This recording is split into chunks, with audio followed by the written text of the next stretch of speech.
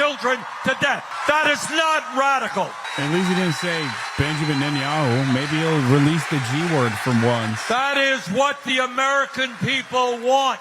So, brothers and sisters, look, what this always the struggle biggest is applause about. line. And always the biggest applause break on Fuck Israel. It is going always. to be tough because these guys, standing these ovation, oligarchs, always. They are very religious people.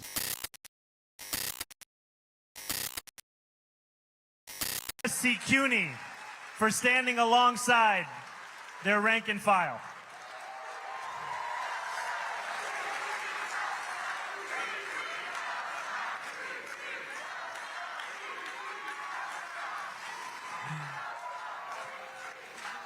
And it is an honor to be here alongside Senator Sanders, Senator Bernie Sanders.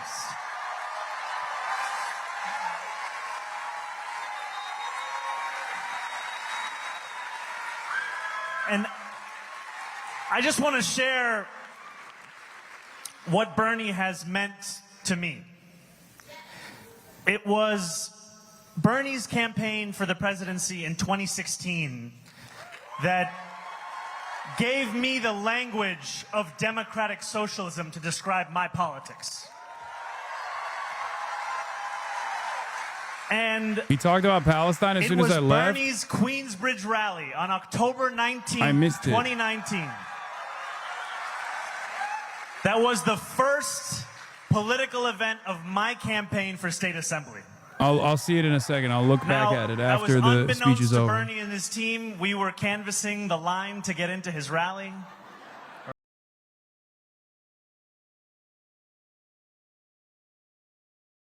Asking for $1, $5, $10, emails, whatever we could. And we did that, and we walked inside to this rally, and I remember the electrifying feeling we felt of a campaign reborn and a movement reborn alongside every single borough of this city. And when Bernie walked out to Back in Black by AC/DC, those who were there remember, we felt as if possibility was a fact of life. And his campaign continued to inspire so many of us. And as I ran for state assembly for the many months beyond that, we continued to look to him. And his campaign and his vision as the compass for the work that we wanted to do in electoral politics.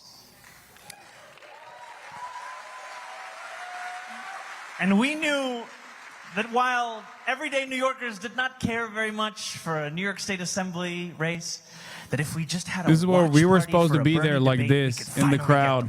Me and Marchie Poo. We could just get them if we said it was about Bernie. And I share this because I know that for so many here, it is a similar story.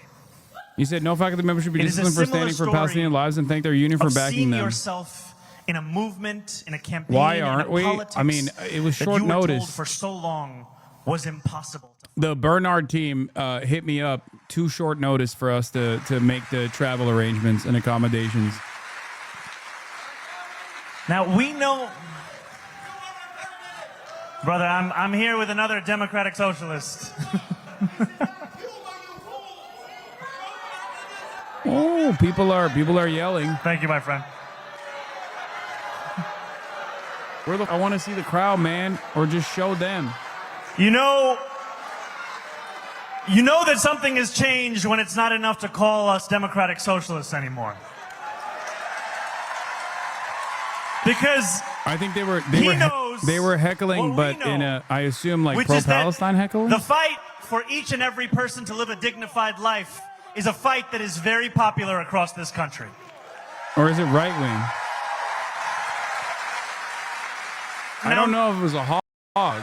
Many of you here, and myself included, we first knew of Bernie as a senator, as a candidate for president. Oh, I thought it was a... But before that, Bernie was the mayor of Burlington. A 4-term mayor. And in the same year that Ronald Reagan won, not just the presidency, but the state of Vermont, Bernie was in his 30s, a Democratic he was socialist, a hog. He said communist running moron. against someone who had been powerful and well-known for years, an opponent who struggled to pronounce his last name. There are some parallels. And Bernie won that race by 10 votes. And then he won again, and he won again, and he won again. And the motto of not just Bernie's campaign, but governance, was Burlington is not for sale. And it is a motto that drove the work that he did when he fought back against corporate greed to transform the Lake Champlain waterfront not simply into testaments to profit, but instead a living, breathing testament to what is possible for investing in working people. When he fought for affordable housing, when he took on a broken property tax My system, friend when who he continued said, to show who's there said what it apparently they looked shut like it. I for stand city with government Israel. to Oh, okay, understand so it was a right-wing dignity as heckler. its responsibility. That is how Bernie fought. And we know that in that motto of Burlington is not for sale, we see echoes in our own struggle today, where we have to say that New York City is not for sale.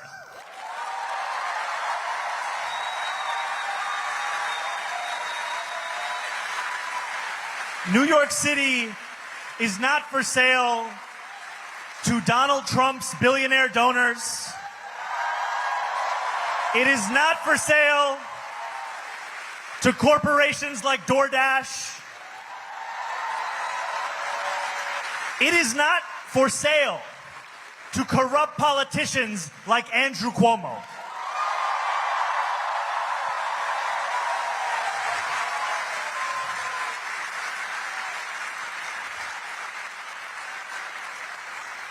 And Bernie has continued to lead in this movement, going from Burlington is not for sale to fighting back against oligarchy coast to coast in this country. And that fight, not just against oligarchy, but for democracy, is a fight that has energized tens of thousands of Americans across this country. It has shown once again that politics is something that can be powered by ordinary people, with not just a rejection of authoritarianism, but a belief in what is possible as well.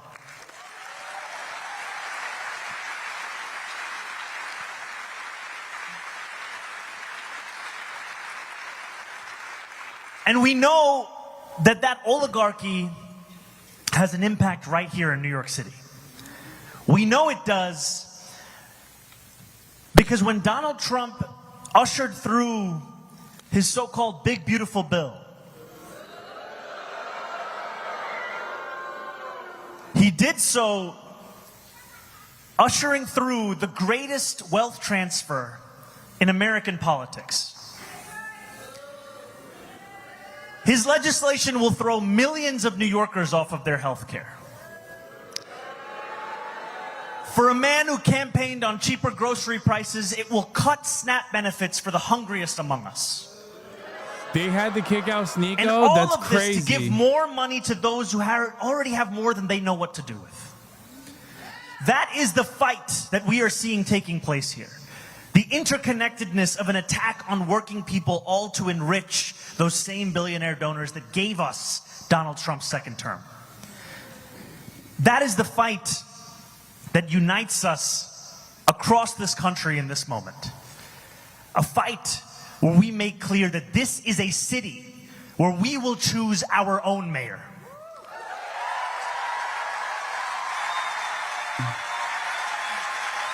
It's not going to be Donald Trump. It's not going to be Bill Ackman. It's not going to be DoorDash. We will choose our mayor.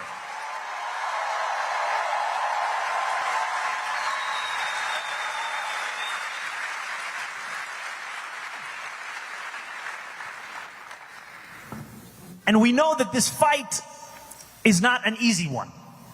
It was not an easy fight Bro, for is Bernie he when he dead? led What the Burlington. heck? Fight Great. that took every single thing, every single day. But are you committed to continue this fight? I need to know, are you committed to continue this fight? Because I want to be clear, we are not just here together with the message to come out and vote in November, though that is critically important. We will continue to organize beyond the election. We will continue to organize because we have an agenda to win. The promises we have made are promises we must keep. And so together we will freeze the, make buses fast and deliver universal. We will freeze the, make buses fast and deliver universal. Got to work on that a little bit. We will do these things and we will do them together. Not the best chant, I'm going to be honest. Doesn't feel like the most efficient way to chant. If anyone tells you that after you cast your vote, you have done your job, tell them it is just the beginning. It is just the beginning. I like this. Because in a city where 1 in 4 are living in poverty, in a city where for the 9th consecutive year 100,000 children in our school system are homeless, in a city where 500,000 of those children go to sleep hungry every single night, it will take all of us to ensure that dignity is not only possible, but it is a reality for each and every New Yorker.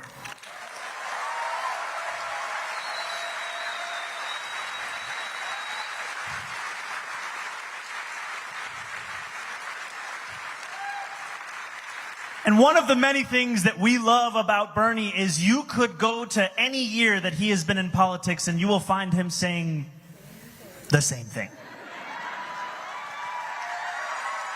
The same thing.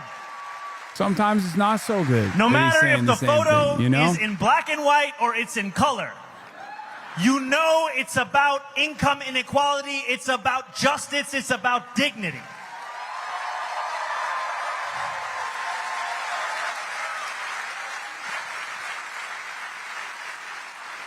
But today, Bernie said something to me that no man is an island. We are all in this struggle because someone brought it to us. And as we remember that, we must know that now it is also our turn to not only join this struggle, but to lead this struggle. It is a time for all of us to see ourselves as the people who could deliver the world that we deserve. And in this moment, we must make clear, this is an intergenerational struggle. This is a struggle, not just for some, not just for the young, not just for the few, not just for those in the beginning of their lives and their careers. This is a struggle for everyone.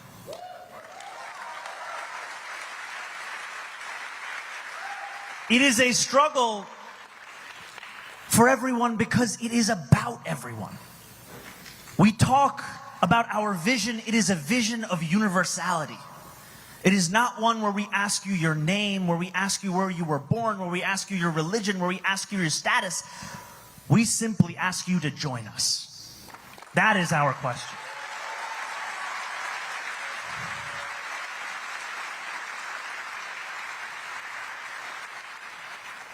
And so it is an honor to be here alongside an icon of our struggle.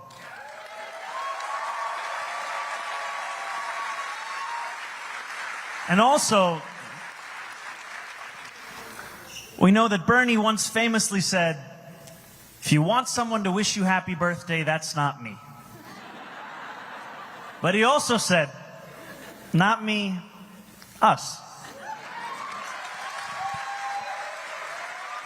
And on Monday, it will be Senator Sanders' birthday, and I ask you to join me. Happy Happy birthday to you. Happy birthday to you. I need your help with my voice. Happy birthday, He's turning 125 years old, dude. Can you believe it? Doesn't look a day over 100, though. Doesn't look a day over. And now the senator from the great state of Vermont, Bernie Sanders.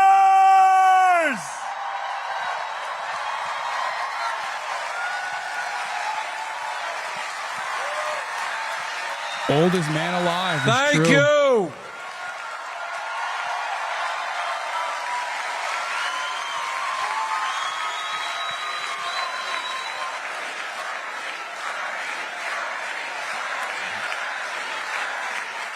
Thank you very much.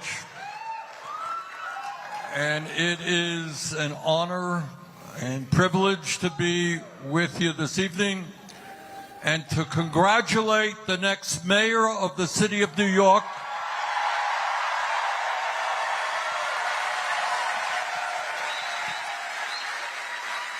on an extraordinary campaign. This guy started at 2% in the polls, and he blew away the opposition. And what was most extraordinary about his primary campaign and the campaign he is running right now is his campaign is not ugly 30-second TV ads. It is a grassroots movement, which you have been part of. I don't know, Zaran, if it's a world record or not, but having 50,000 volunteers in a mayor's election, pretty good to me.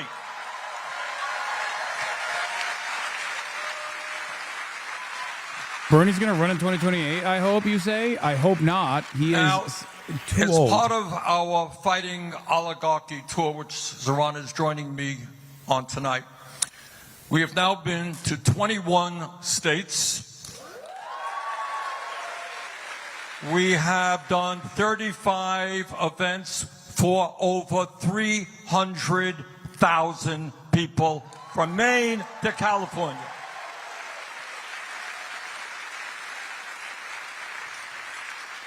And what I can tell you without any fear of hesitation is the American people in red states and in blue states do not want to live in an oligarchic society.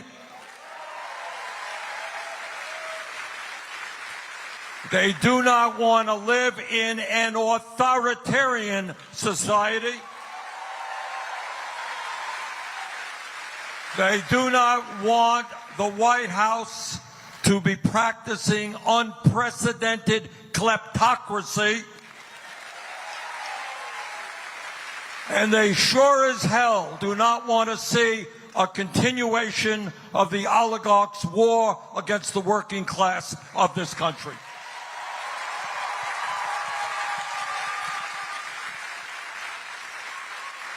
And what Zaran's campaign is about is an understanding that today we are living in an unprecedented moment in the modern history of our country, and we have got to fight back in an unprecedented way.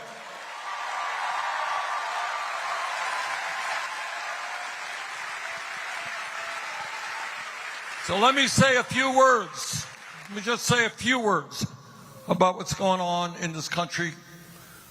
Thoughts I think you're not going to see in corporate media, you're not going to hear in the halls of Congress. Today in America, we have more income and wealth inequality than we have ever had in the history of America.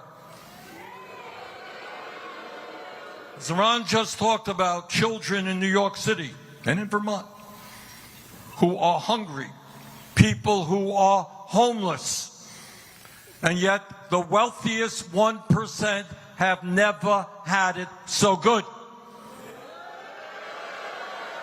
If you can believe it, Today you have, and it's important that we feel the outrage of children going hungry, people being homeless, 85 million without health care, and you got one guy, Mr. Musk, whose own wealth is more than the bottom 52% of American households. And you may have seen in the papers, they want to give him a little bonus. Another $800–900 billion. We are living in crazy world. Millions of people struggling to put food on the table, and making one guy a trillionaire is insane. Not what this country is supposed to be about, and we are not going to allow that to happen.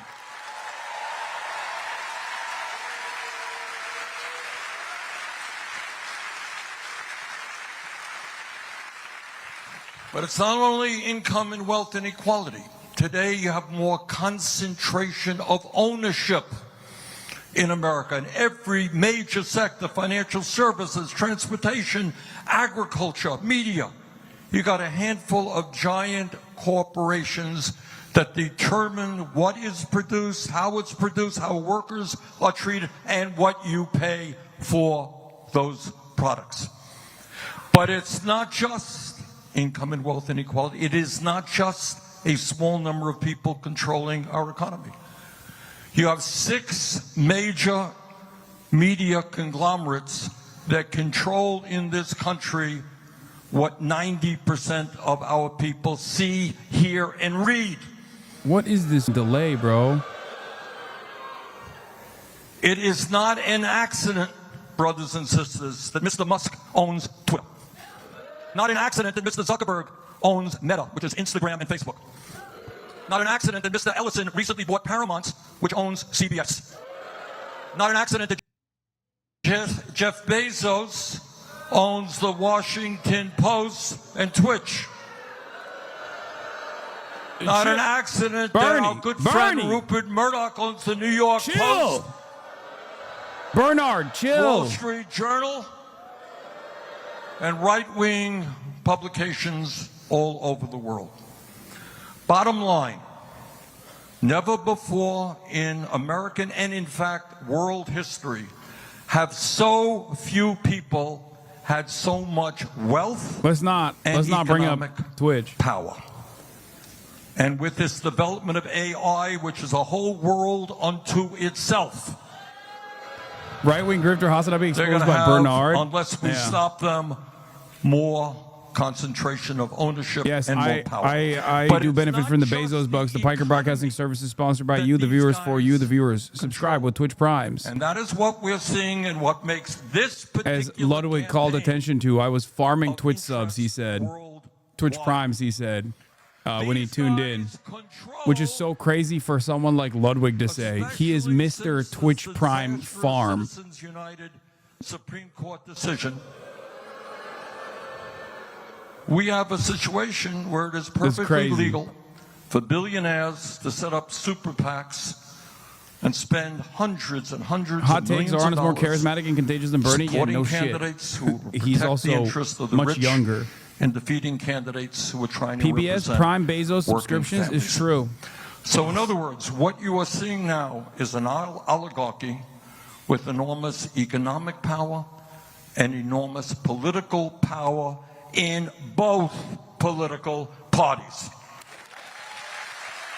Zoran is almost literally a third of Bernie's age, so it makes sense. And what this campaign is about, and why it is so enormously important, is it a test case? It is a test case of whether or not democracy is still able to prevail. You know, in the old days, I mean, money has always played an enormous role in politics. Nothing new about that. Thank you, Decoy166 for the 5 gifted subs. The Piker Broadcasting Service is funded by you, the viewers, for you, the viewers. Hype train incoming. Saying openly, front pages of the newspapers, we will spend as much as it takes to defeat this guy. You have the President of the United States working to make it harder for him to get elected. So what are these people, these oligarchs, Kona, thank you for the 10. afraid of? Seems to be a nice guy, dresses very nice, beautiful smile. Damn, he wants to.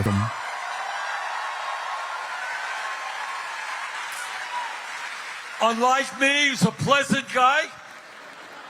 What the hell are they afraid of? And what they are afraid of, brothers and This is our guy sisters, Fly. it's not I ship myself in only the Hamburg. question Thank you of for the bringing 5 justice gifted. to New York City. Zai You know Fly, what thank you for the they're 10. afraid of? They're afraid of Mr. Mamdani becoming an example to what can happen all over this country.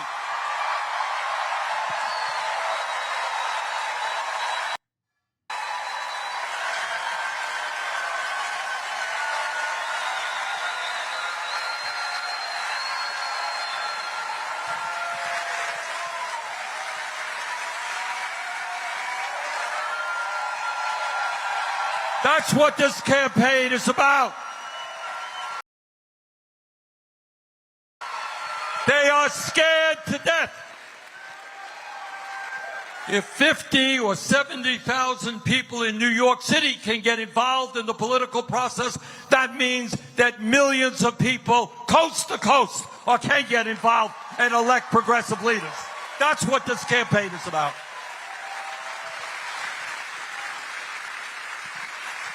And you know what else they're afraid? They have, because they control media, and political life, and economic life, they control in many ways the culture of America. And this is what the culture today is about. It's about walking the streets of America and finding people sleeping out on the street. It's about seeing 60% of our people living paycheck to paycheck, while the people on top are becoming phenomenally rich. And what the culture says basically is, you are powerless. There is nothing you can do about it, because the oligarchs own it all. They have unbelievable wealth. They have power. They own the media. They own the political system. You are powerless. And what we are here tonight to say is, to hell with you. We're going to take you on. We're going to defeat you.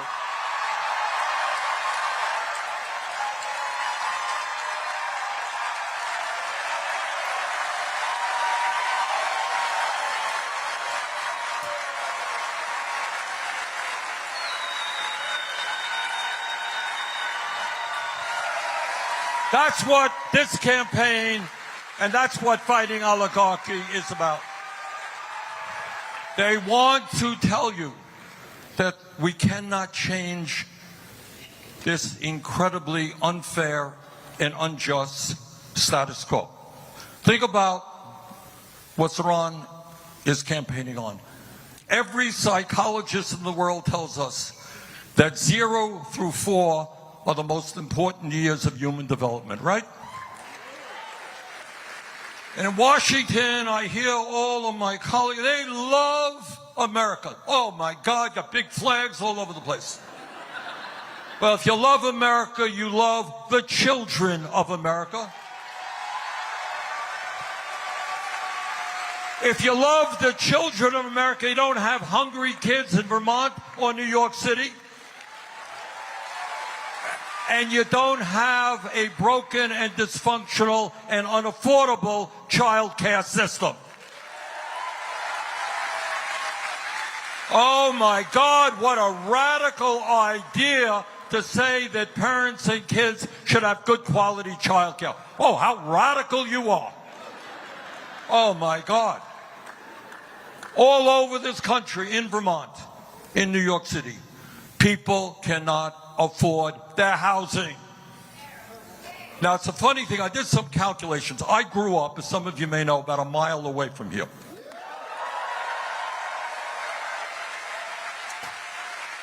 And I grew up in a family that did not have a lot of money, and we lived in a rent-controlled apartment. So my dad never made any money, but we were able to live with an element of security.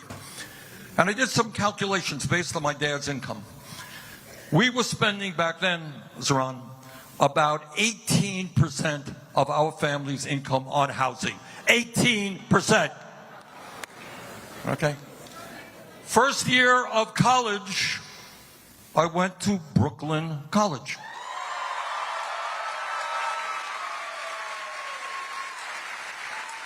If my memory is correct, and my brother graduated from Brooklyn College before me. And when he graduated, you know what tuition was in Brooklyn College? Dude, can you imagine in It was 2020, zero. in 2025, only spending 18% It was of your zero income in on State rent? College in Vermont. It was zero at the University of California. It was zero in many great public colleges and universities. What a radical idea. You want to make college affordable. Unheard of. We only had it 70 years ago.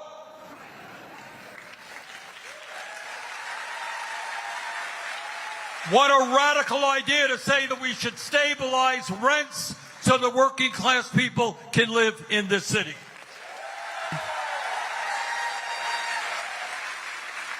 What a radical idea to say that working class families should be able to go into a grocery store in an area where there are food deserts and be able to afford decent quality food for their children. Oh man, what a radical guy he is.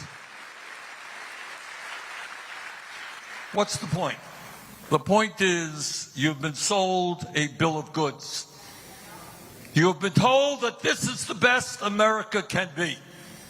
You've been told that it's okay for a few to have unbelievable wealth while 60% struggle to put food on the table and pay their rent. You've been told that it's okay that we got kids all over this country who give up the dream of a higher education because they can't afford it and don't want to go deeply into debt. You've been told that it is okay for working class parents to have to spend 30, Do you regret 40% not going there of their now? limited incomes No. on childcare. That's I what mean, you've it been just told. wasn't in the cards. It's Well, fine. what Zaran is telling you and what I am telling you tonight, that is a crock It just of what like dash. it is what it is, you know. Guys, I travel quite a bit for this job, you know. And here is the story. Would They I have don't been on want to get stage? out. Probably in not. the richest country in the history of the world, it is not a radical idea to say that every man, woman, and child in America can have a decent standard of living. That ain't radical. Open presents, thank you for the 100 bones. God damn. It's Why? not radical to say that we can have a vibrant democracy by getting rid of Citizens United and moving to public funding of elections. It's not radical to say that the billionaire class has got to start paying their fair share of taxes.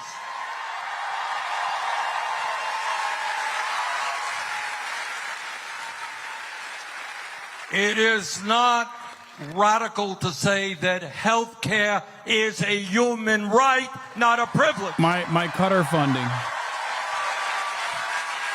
And that we should not be the only major country on earth not to guarantee health care to every man, woman, and child. It is not radical to say that we should have the best educational system from child care to graduate school in the world. It is not radical to say that we should not have the highest rate of childhood poverty, the highest rate of senior poverty of almost any major country on earth.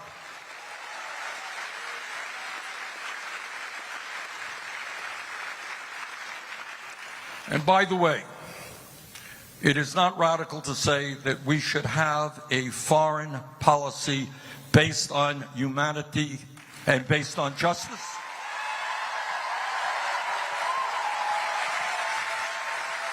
that we should not be spending tens of billions of dollars on the government of Israel that is currently starving children to death. That is not radical.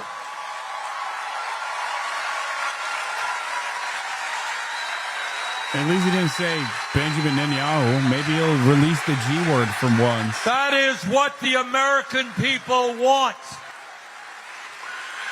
So, brothers and sisters, look, what this always the struggle biggest is applause about, line. and Always the biggest applause not break kid you, on it's fuck gonna be Israel. Tough. It is going always. to be tough because these guys, Standing these ovation, oligarchs, always.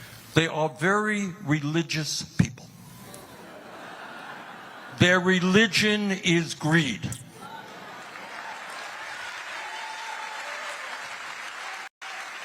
You would think that if you had a couple of $1 billion, it might be enough.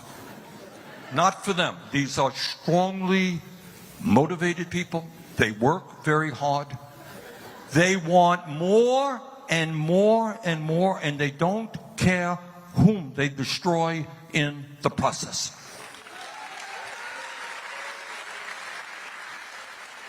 So they have the wealth, they have the power. But you know what we got? And that's what Zoran's campaign is showing. We have the people.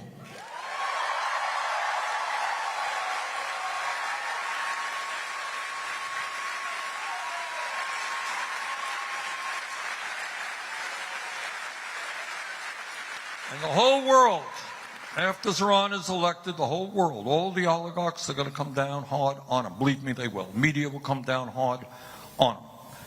So he's going to have to figure out a new way to govern. And you are going to be an integral part of that governing.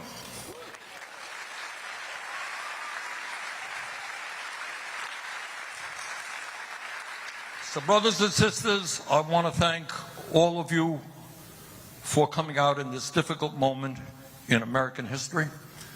And I want to remind you what you already know. What's going on here in New York City in this campaign is being watched all over America, all over the world.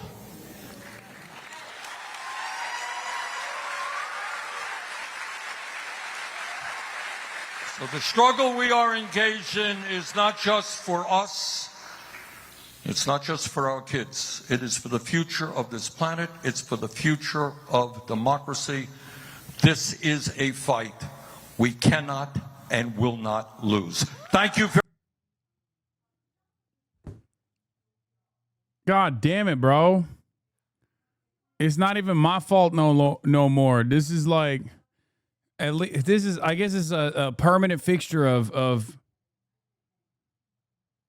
wait, maybe it is my fault actually. I don't know. Maybe my internet is pooping.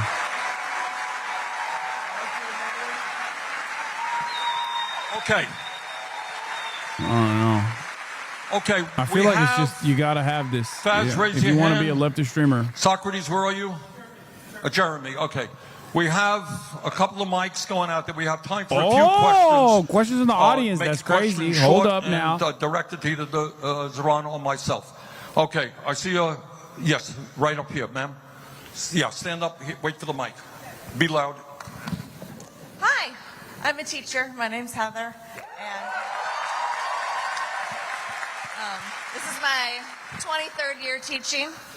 I moved here in 2016, so I'm part of Tier 6.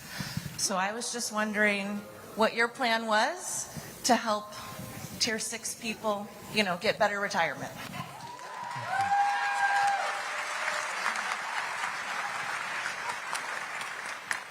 Can you put your hand up if you do not know what Tier 6 is? So I'm gonna do a little bit of an explainer. There has long been an understanding that if you... Oh, Andrew Cuomo cut the mics. And you'll understand why he cut the mic. There's long been an understanding that if you go into public service, you might not make The delay is what on you that would one make in the camera. private sector, That's it. but you would at least Stop saying have huge a delay, bro. pension that you could count on. Now, Andrew Cuomo, when he was governor of this state, he was the architect of one of the most significant attacks on the public pension system of New York. Created a new tier, Tier 6, that would steal years and hard-earned money out of the pockets and the lives of public sector workers across this state. And he did that because he did not want to tax his own donors. And I'm not just saying this because I'm also a Tier 6 employee. Now, I speak to you as a state assembly member. We have some incredible state assembly members here in the House.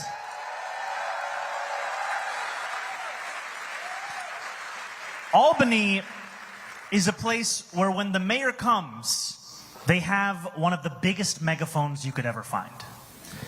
And the mayor's agenda is one that can influence what is considered important, a necessity, urgent, or what can simply be pushed along to another year.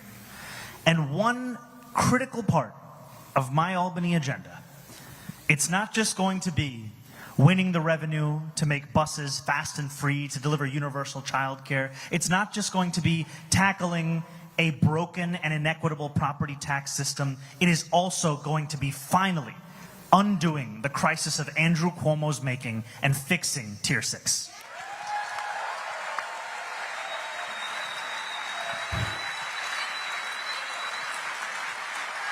Okay, I see a woman over there in the red. Yep. Hi, Bernie. It's such a pleasure. I'm a new mom. I had a kid. Well, This is actually, the just delayed turned one, camera. So I'm not such a new mom. I'm also a proud member of the Democratic Socialist of America. And I just want to say the incredible joy of having a kid. It really hurts after the child care. You know, it's so expensive to have a child. I pay $2,700 a month. That is over $32,000 a year to be able to work. And I would love for Zoran to give us let us know what it is that he needs from people like me, working parents. How do you need us to show up in order for universal childcare to become a reality in New York City? Because I would love to give my kid a sibling. I would love to save for housing. I would love to save for college. But I cannot do that under the current conditions. Thank you so much. You know, Bernie was saying earlier that we have to feel the depth of these statistics that we often grow numb to. We recite them, we read them, we know them, and yet we often do not feel them. How much money did you say you spend a year on childcare? Over $32,000. Over $32,000. That is more money than if Deanna sent that same kid 18 years from now to Brooklyn College. That is more money. And that is why, after housing, childcare is the leading cost that is pushing New Yorkers out of this city, pushing them out of this state. Now, there will be many who will say that an agenda that seeks to meet the needs of working people is too ambitious. Those were the same people who told us we could never have universal pre-K in New York City. Now, it is a fact of life. So I say this, that your question is, what can others do to ensure that we win this? Do not stop organizing. You know, Deanna said she's a member of NYC DSA.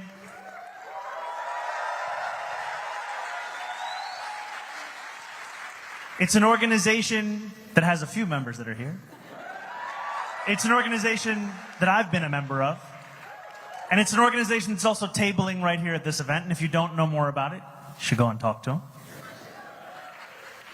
And I would tell you to join an organization, join DSA, join any organization that continues to remind you that you will be the ones to deliver this change. Because there's, as Bernie has said, there are myths we have been told about our politics. myths about waiting and trusting the experts. But when you ask the experts to show their work, it is the life that we live today. It is time for people to understand that politics is not something that we have, it's something that we do. And for people to understand that all of you in this room, we are all leaders together. It's a great message. And the only way that any one of us has any semblance of power when we are inside a room is if we can point outside the room and say, you don't want to talk to those guys. You don't want to talk to the people across this city and this state who are demanding this. That the demands we bring forth, they are not just our own personal fixations. They are reflections of the needs of working class people who are unwilling to wait any longer.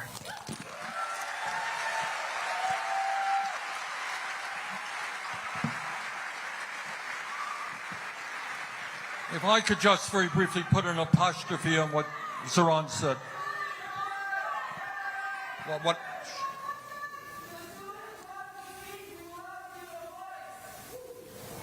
I'm sorry. All right. What I just wanted to say in terms of the woman's point, we have got to not only change our national priorities. I'll give you an example. In Congress right now, I will vote against a $150 billion increase in military spending. But can you imagine, at a time we already spend more than the next 10 nations combined, $150 billion for Trump's military, but apparently we don't have enough money to provide quality child care to our children. We must not ever for 1 second accept that. That is insane. All right? Okay. Let's go over here. Gentleman right here. Yeah. Faz, you got on?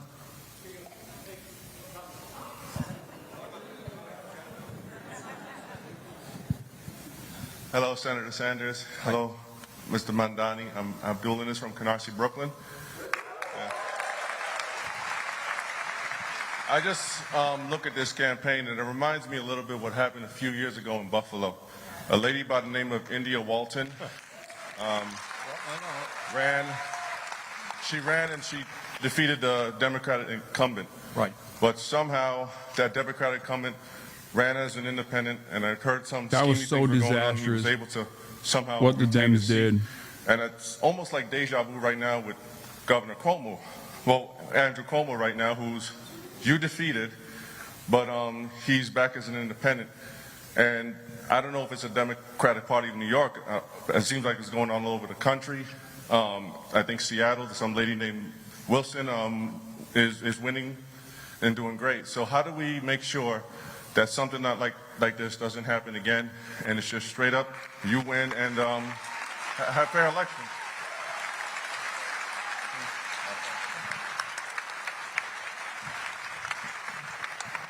We have to beat Andrew Cuomo one more time. We do. We do. This is a man who does not understand that no means no. This is a man who lost by 13 points. Our campaign that got the most votes in New York City primary history. And still thinks that this is his race to win. But I appreciate the question also because it's a reminder to us that this job is not done.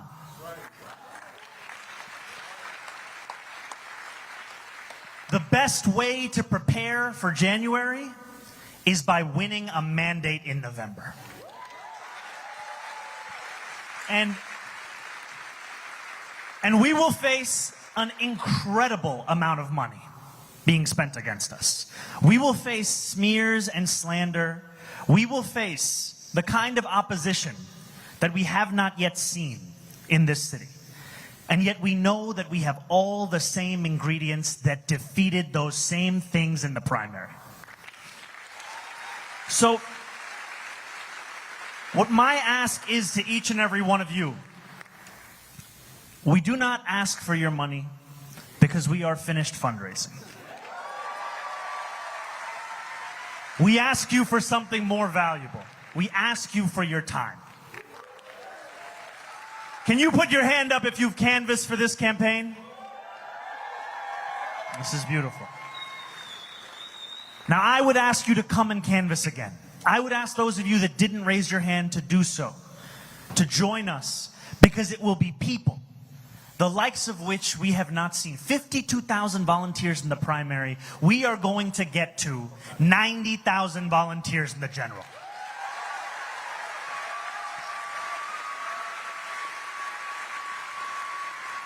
I don't know if we've said that publicly, so to the field team, now we really got to get there.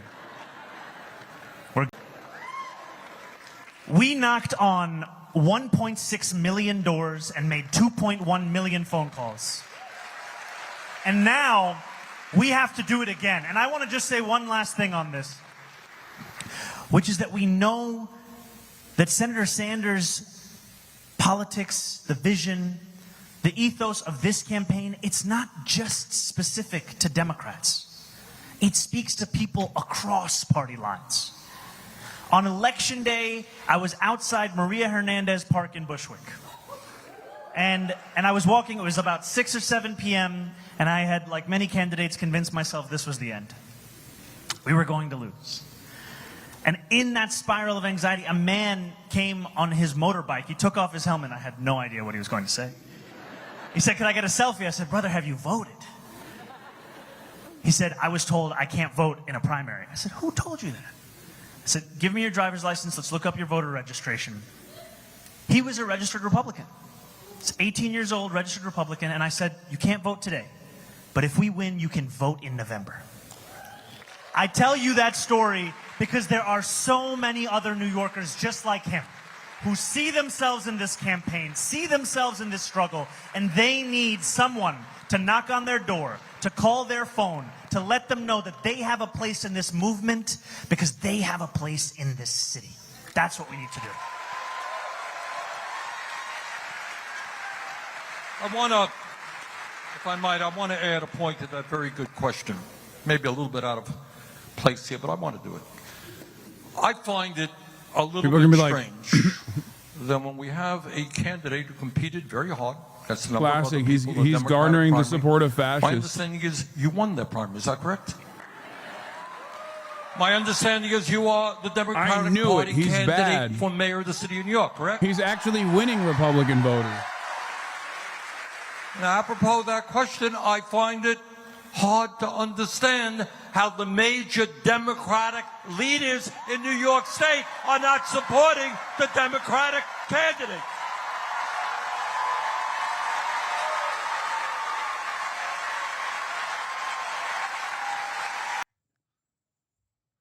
God damn it, man. I don't know if it's a YouTube thing. It might be my internet.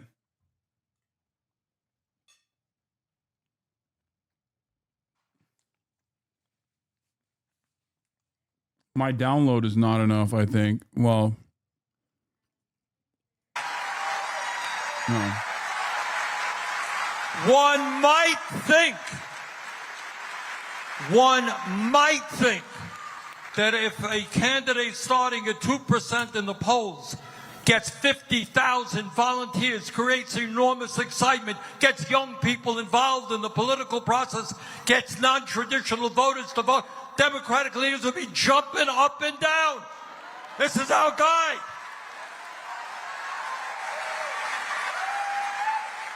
So we got another fight on our hands, and that is the future of the Democratic Party.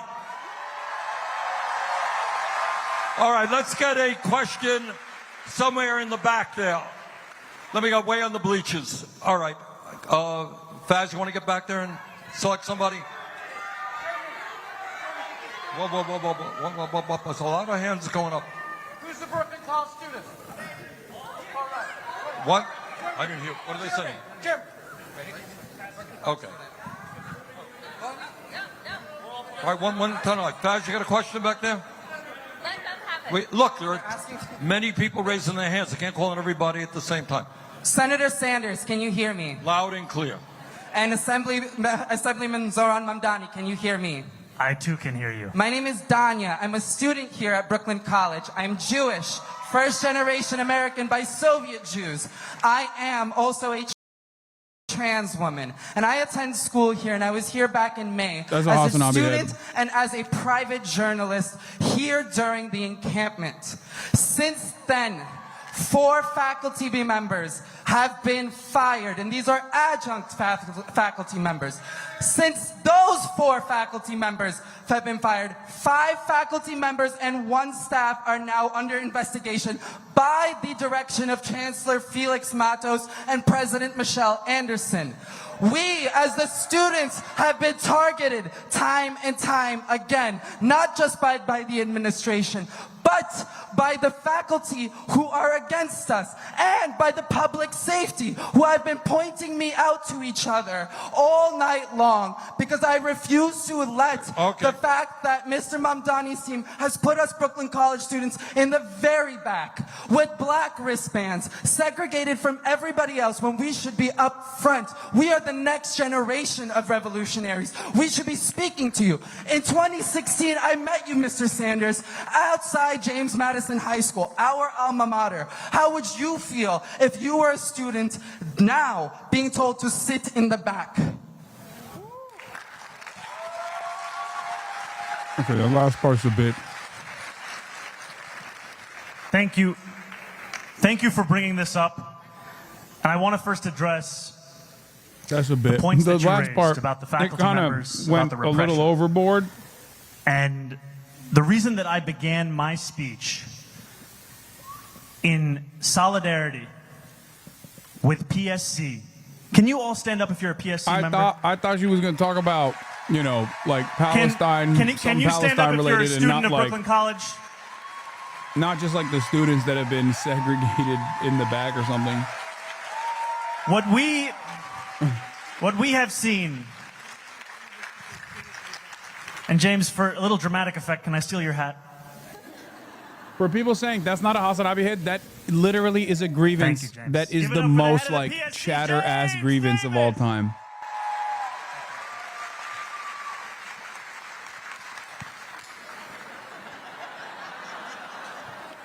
I have a very large hat. I wear this hat, and I say this in this moment, because the point that is being raised is that we are seeing faculty members who are facing not just discipline, but termination for the crime of expressing solidarity with the fight for Palestinian human rights. And I know that this is a repression that is not unique to Brooklyn College. It is a repression that extends even to the ways in which we choose when to send police officers onto college campuses. The incident around encampments here at Brooklyn College, the decision to surge officers into that site is one that leaves students less safe than they were before.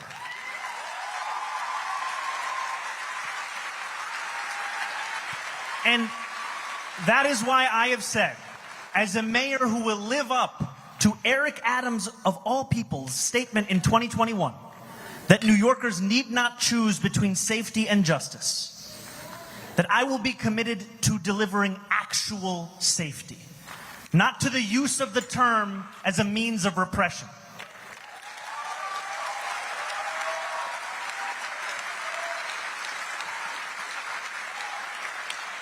And so this commitment is one that I do not just make as a candidate, it is also one that I will fulfill as the mayor of this city.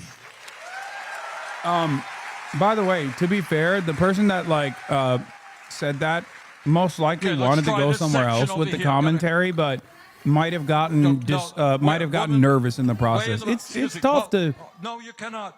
Over there, please. No, you cannot. Wait, Go. what? Hi, good afternoon, everyone. Thank you so much. Thank you so much for taking my question. And I'm really worried about everything. My name is Nirvana Garcia, actually, and I'm a psychology student at La Guardia Community College. Woo! So something is really have thinking it in my brain since I saw this new administration attacking against us, attacking us using social media to deny transgender identity. That's not true. They're denying identity. They're using disinformation, misinformation, and they're using their power to deny identities and to erase identities. That's not right. They're using disinformation, misinformation, and they are just basically destroying our culture. Yes. Please, Mr. Sanders, what can we do to fight against disinformation? I don't know what Sanders is going to say to that. We are taking on a demagogue, and the demagogues do several things. One of the things they do is engage in the big lie. They lie all of the time. They lie all of the time. And they, with their big lie, whether it is in vaccines, whether it's what happened on January of 2021, whether in fact Trump won the election in 2020, they engage in big lies. That's what demagogues do. And we've got to fight them every way that we can. And one of the good things is I am seeing on the internet a lot of young people doing podcasts right now who are talking truth to power. Okay. But you got to fight back, because the cornerstone of what Trumpism is about is a big lie. And you're right. All right, Yeah, other questions? that's right, man. I'm young feeling lady it. right here. I've basically All right. Yeah. single-handedly Hi, and Mr. successfully Sanders and Mr. eradicated Mamdani. anti-trans I'm so excited behavior. to talk to you guys. Here's my question. So basically, I'm going to sit down because I have a lot of spine issues. So here's my question. So 2 years ago, I was diagnosed with 5 conditions in my spine that result in sometimes debilitating chronic pain. And I had to quit my full-time job at the time because it was not like, it was a very physical job. It was an education-related job. I signed a contract in March to be a first-grade teacher this school year, and 3 days before I was supposed to start, I learned that the school would not accommodate my physical disability. And so now I'm out of work, and I'm also an artist. I'm also a fourth-generation New Yorker. My mom's family has been New Yorkers as long as we've been Americans. Okay, so here's my question. I joined your campaign, Mr. Mamdani, because I love everything you stand for. And so my question is twofold. One, how are you going to fix Accessoride? And what do you say? And what do you, Mr. Mamdani, say, given Cardi B on the stand, what do you say to men who try to make beautiful women from the Bronx be quiet? Don't. Thank you. You know, and I think Bro, I what have the to say fuck that is every happening? time I sit and talk to Senator Sanders, he will always bring up healthcare. He will bring up the importance of it, the necessity of it, and the fact that we need not wait for a I federal swear to God, I feel like I'm watching real-time to chat. understand our own role in reckoning with this broken system. And I think of Accessoride as one of many examples. Bro, the of city Accessoride one is government's fine. own It's a failures. disability. I think it's like a disability-related question. have That's been good. guilty But like, in the beginnings of my politics of thinking that if I were to admit the incompetence, this the is your fault, inefficiencies, bro. the I'm gonna keep it failures a of buck the public 50. sector, I would be inviting critique of the existence of this that is. I feel like I'm literally watching how like outsiders watch me yell at my fucking chat and berate my chat and go, "What the fuck is wrong with this community?" And like low-key, half of those are HasanAbi has most likely. So I'm gonna tell you right now, if you go to one of these events and if you have a question, please, keep it directional. And number two, How the fuck is nobody asked a question about Palestine, man? What the fuck's going on? God damn. We can even go further with how so many New Yorkers get around New York City. More than 1 million ride the bus. We have to reckon with the failures.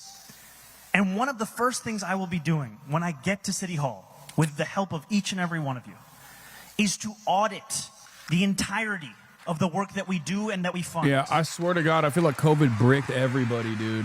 Because we need to deliver excellence. We need to ensure that public transit, that accessorize, these are not the things that only those who cannot afford something I got to do the else just turn be to. normal chant We need way to more make them frequently, so I good, think. so reliable, so dependable that no matter how much money is in your pocket, you say, I'm going to use this. That's what we have to do.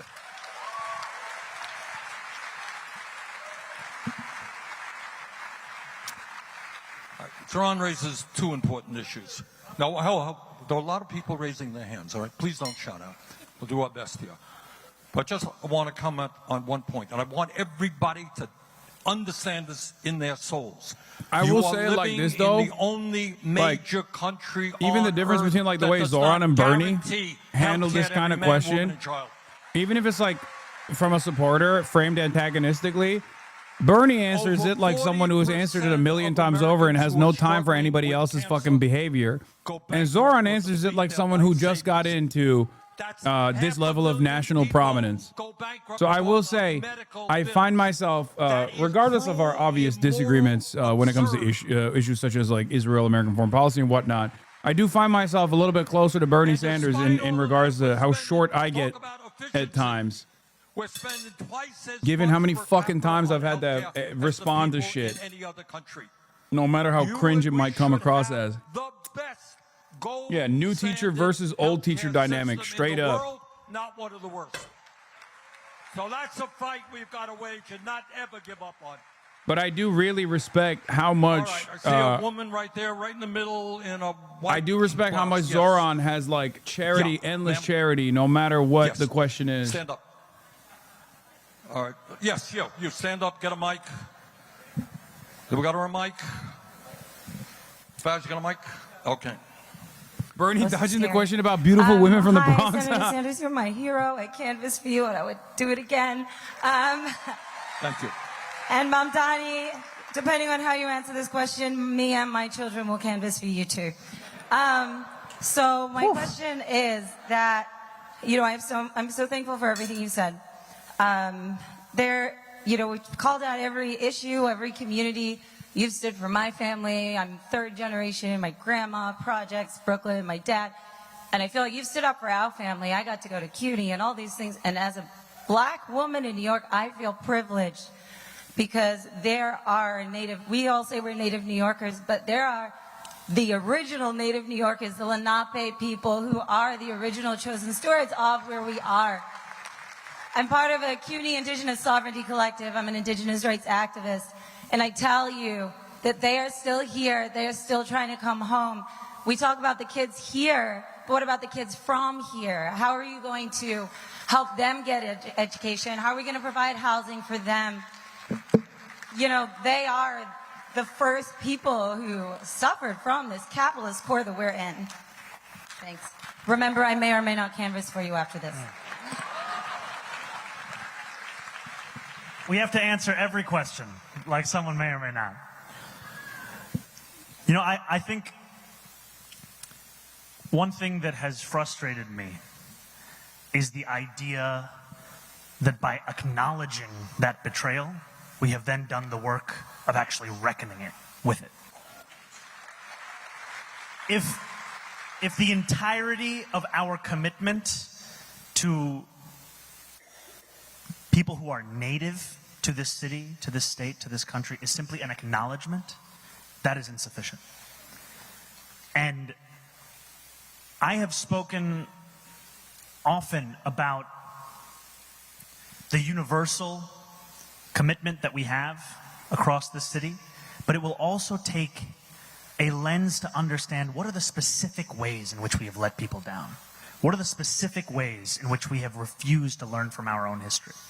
And I will tell you with honesty that The internet was a mistake. Why? Did they do another so cringe much question? for me to learn, and for so many of us to learn about the ways we can actually meet that requirement. And I tell you this because oftentimes in politics, it's seen as if we have a theory of one great person who simply has all of the ideas and they're coming to deliver us into the future that we deserve. When I was speaking earlier and I went through freezing the rent, making buses fast and free, delivering universal childcare, the idea of making buses fast and free was not my idea.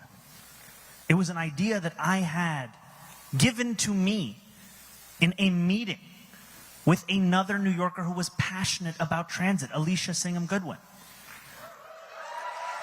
When we were having meeting after meeting about our campaign to fix the MTA, we were soliciting people for whole advice family's here. They made of burek. what do you think we should do? And I share this with you to say that I look at you and to everyone in this crowd as the potential source of the answer to how we actually reckon with it. Because I have an interest in actually answering that question. Thank you.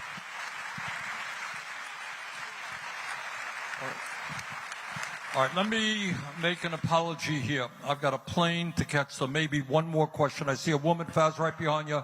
Yeah. Woman, nope, that's one. Yep. All right, both women. All right. Two It wasn't questions. cringe. A Let's bunch go. of Twitch chatters stuck inside 8 hours a day, criticizing people who are touching grass and asking and like his hello. official questions. Senator Sanders, Zoran Mamdani. My name is Remy Bahati. I'm a Ugandan-born, Columbia-educated journalist. I have a question. Probably you can both answer it. Uganda has been in the news for the wrong reasons, and the reason is because they have accepted to host deportees from the U.S., and it's setting a precedent for New York immigrants who are every day living in fear of being deported to countries like Uganda, to countries that we have no idea about. Zoran, first I would like you to pronounce yourself on the decision by Uganda, where you're originally from, on taking immigrants from the U.S. And then two, what are you going to do? That's a great way to ask a question, by the way, but she's a professional. She's a journalist. Living in fear every single day. That's the difference. But I don't even fault people because these are average people who are nervous and shit. Oh shit, that's Sarah Squirm. Look at that. So I have to say a few words in Luganda to begin, because I'm a New Yorker, I'm an American, and also Ndimuna Uganda.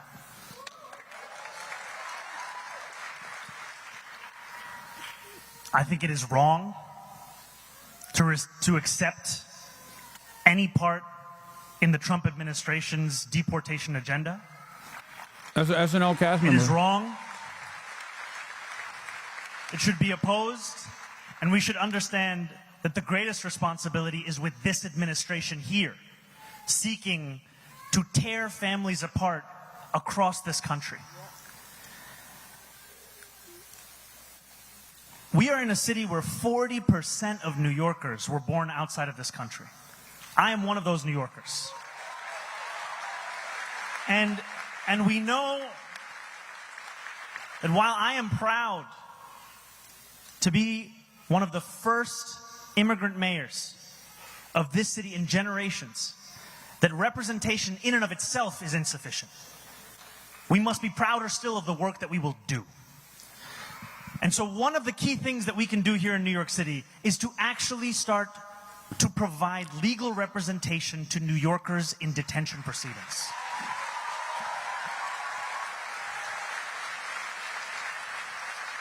There are tens of thousands of New Yorkers who are in immediate danger of deportation. And City Hall has only assisted fewer than 200. Fewer than 200.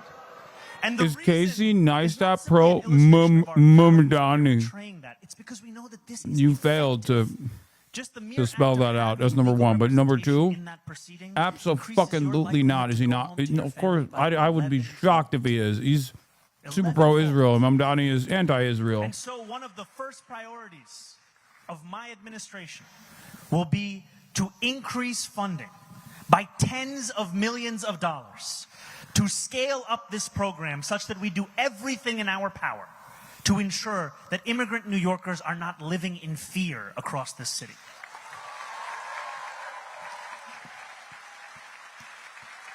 I could keep going, but I know the senators got to go. I just wanted to add to that.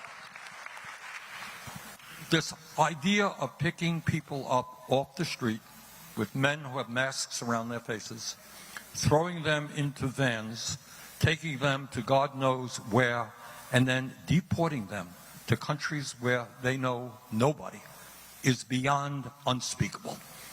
It is disgusting. It is what takes place in two-bit dictatorships.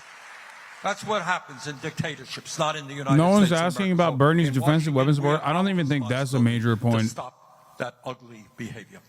All right, last question, woman in the back. I don't even Yeah. think like the defensive weapons is going to come up. I think more consequentially is the lack of saying it's a genocide. My question was going to be, thank you. My question was going to be about protecting immigrant populations because so frequently they are the ones who are being exploited in the workplace. But since you have already answered that beautiful question, thank you so much, from this wonderful woman in front of me. Could I ask how you're going to protect this city from the National Guard coming in?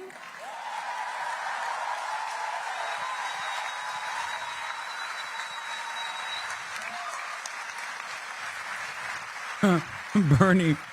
The first Bernie. thing is we have to prepare for the Israel's 8 years younger than you. Do you consider it a problematic age gap with your We old cannot ass? try and Yeah, that's convince the best ourselves way to because ask that something question. is illegal, Donald Trump will not do it. We have to be prepared, and we have to be clear-eyed.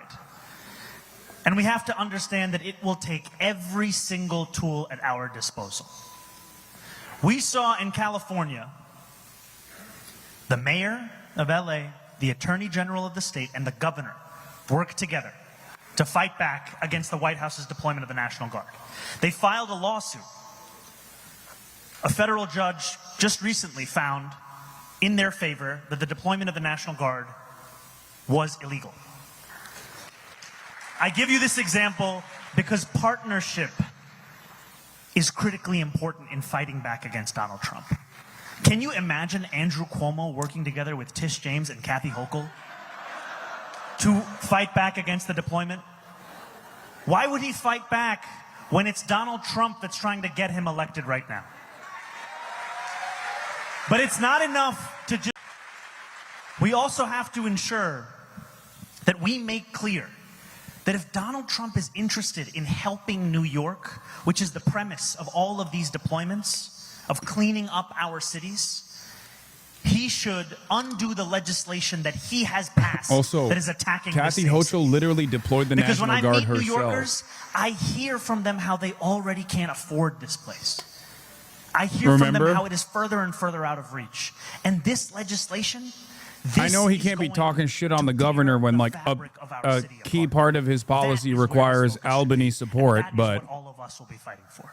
You know, that's that's a story for a different day, I guess, but Okay.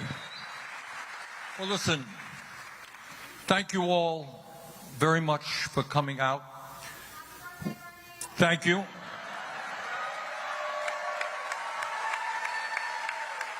You know, getting to be 50 years of age, Zarat, it's not that easy.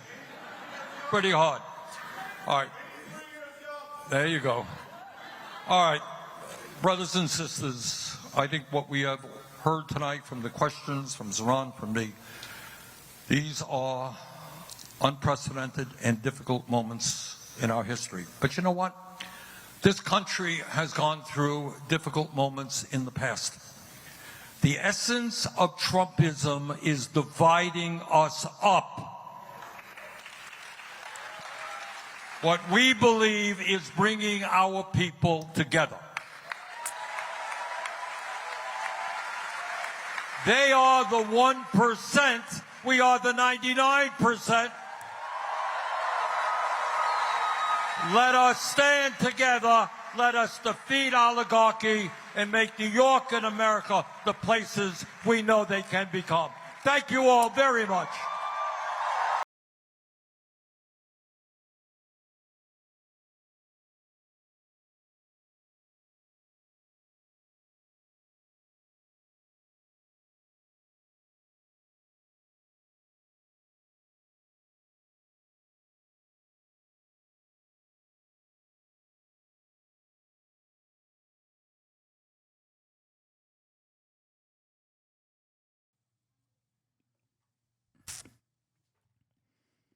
That was decent.